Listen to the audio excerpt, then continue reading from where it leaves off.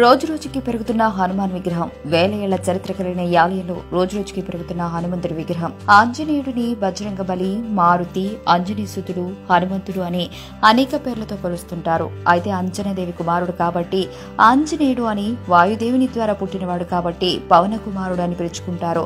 ఇంకా అంజనాదేవి భర్త పేరు కేసరి కాబట్టి కేసరి నందనుడు అని పిలుస్తారు.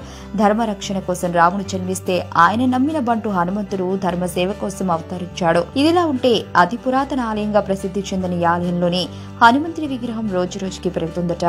మరి ఈ ఆలయం ఎక్కడ ఉంది, ఈ ఆలయ విశేషాలు ఏంటనేది మనం ఇప్పుడు తెలుసుకుందాం. తమిళనాడు రాష్ట్రం నామక్కల్ అనే ప్రదేశంలో హనుమంతుడి ఆలయం ఉంది. ఈ ఆలయానికి కొన్ని వేల సంవత్సరాల చరిత్ర అనేది ఉండగా అతి పురాతన ఆలయంగా ఈ ఆలయం ఎంతో ప్రసిద్ధి చెందింది. ఈ ఆలయంలో దాదాపుగా 20 అడుగుల హనుమంతుడి విగ్రహం అనేది ఉంది.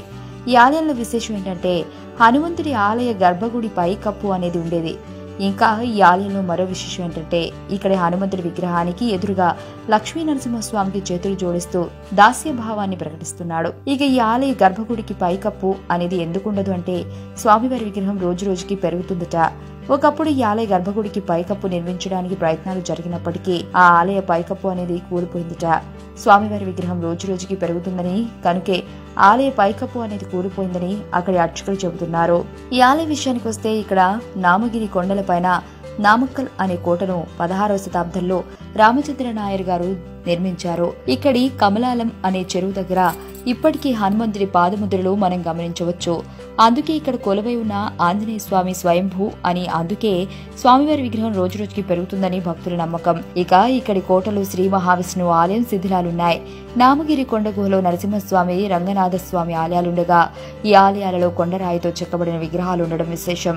లక్ష్మీ నరసింహస్వామికి అభిముఖంగా ఆంజనేయ స్వామి విగ్రహం ఉండగా హనుమంతుడి కన్ను నరసింహస్వామి వారి పాదాలతో సరళ రేఖలు ఉంటుంది. ఇక్కడ హనుమంతుడి విగ్రహం కోటికి రక్షణగా ఉంటుందని, శత్రువుల బారి నుండి రక్షిస్తుందని భక్తుల నమ్మకం. అయితే పూర్వం టిప్పు సుల్తాన్ బ్రిటిష్ వారికి దొరకకుండా ఇక్కడ ఉన్న కోటలోనే తలదాచుకున్నాడని చెబుతారు.